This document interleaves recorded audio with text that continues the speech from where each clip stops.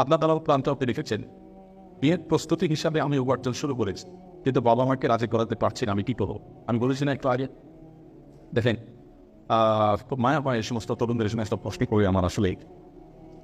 বাবা মাকে রাজি করাতে পারছেন, বাবা মাকে রাজি করার জন্য আমি আপনাকে একটা বুদ্ধি দিই, খুব সহজ। সেটা হলো, আমি সহ আরও বিভিন্ন আলেমদের যথাসময়ে সন্তান উপযুক্ত হওয়ার সাথে সাথে তাকে বিবাহ দেওয়ার যে ফজিলত, মর্যাদা, গুরুত্ব, এই সবপ্রাপ্ত যে সমস্ত বক্তব্য আমাদের আছে, এই বক্তব্যগুলো ইউটিউবে ছেড়ে অপশনে চলে যাবে, তাড়াতে চলে যাবে।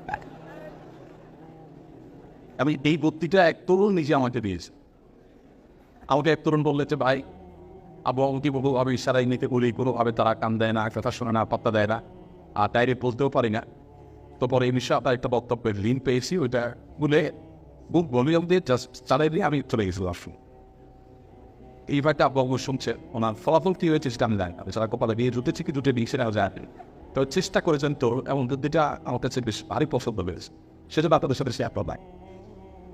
এর বাইরে এই যে বললাম যে এক রেস্টুরেন্টে এক যুবক তার বাবাকে হাত ধরে আমার কাছে নিয়ে আসছে, এতটা ফ্রি যদি হন আর কোনো জায়গায় নিয়ে আসতে পারেন আমার অফিসে আপনার না করে ঈশান্লাভের সময় মনে চায় ইনশাআল্লাহ।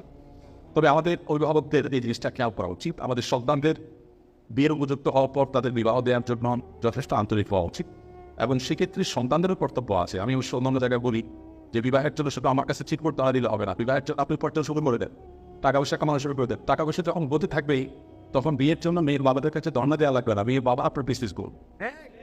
অতএব শুধুমাত্র বাবার দিকে যায় থাকবে কেমন কথা। যুবক মানুষ, আপনি যুগ গঠন করেন, আপনি নিজে কামাই করার চেষ্টা করেন, নিজের বাড়িতে দাঁড়ান, যাতে করে বিবাহ করে স্ত্রীর ভরণের প্রশ্নের ব্যবস্থা, মিনিমাম ব্যবস্থা আপনি করতে পারেন।